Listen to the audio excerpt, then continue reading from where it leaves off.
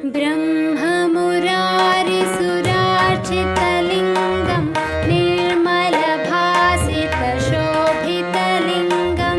जन्मजदुःखविनाशकलिङ्गं तत्प्रणमामि सदा शिवलिङ्गं देवमुनिप्रवरार्चितलिङ्गं कामदहनकरुणाकरलिङ्गं रावणदर्पविनाशनलिङ्गं तत्प्रणमामि सदा शिवलिङ्गं सर्वसुगन्धसुलेपितलिङ्गं बुद्धिविवर्धनकारणलिङ्गं सिद्धसुरासुरवन्दितलिङ्गं तत्प्रणमामि सदा शिवलिङ्गम्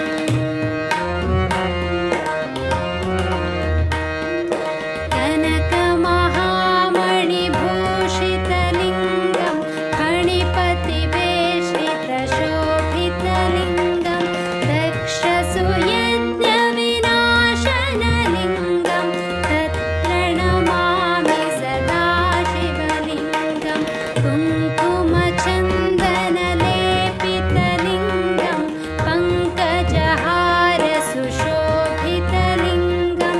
सञ्चितपापविनाशनलिङ्गं तत्प्रणमामि सदा शिवलिङ्गं देवगणार्चितसेवितलिङ्गं भावैर्भक्तिभिरेव च लिङ्गं दिनकरकोटिप्रभाकरलिङ्गं तत्प्रणमामि सदा शिवलिङ्गम्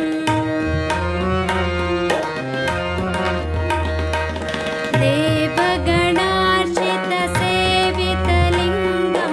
भावैर्भक्तिभिरेव च लिङ्गं दिनकरकोटिप्रभाकरलिङ्गं तत्प्रणमामि सदा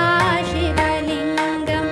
अष्टदलोल्परिवेष्टितलिङ्गं सर्वसमुद्भवकारणलिङ्गम् अष्टदरिद्रविनाशकलिङ्गं तत्प्रणमामि सदा शिवलिङ्गं सुरगुरुसुरवरपूजितलिङ्गं सुरवनपुष्पसदाश्रितलिङ्गं परं पदं परमात्मकलिङ्गं तत्प्रणमामि सदा शिवलिङ्गं तत्प्रणमामि सदा शिवलिङ्गं तत्प्रणमामि सदा शिवलिङ्गम् लिङ्गाष्टकम् इदं पुण्यं यं पठेत् शिवसन्निधौ शिवलोकमहाप्नोति शिवेन सह मोदते।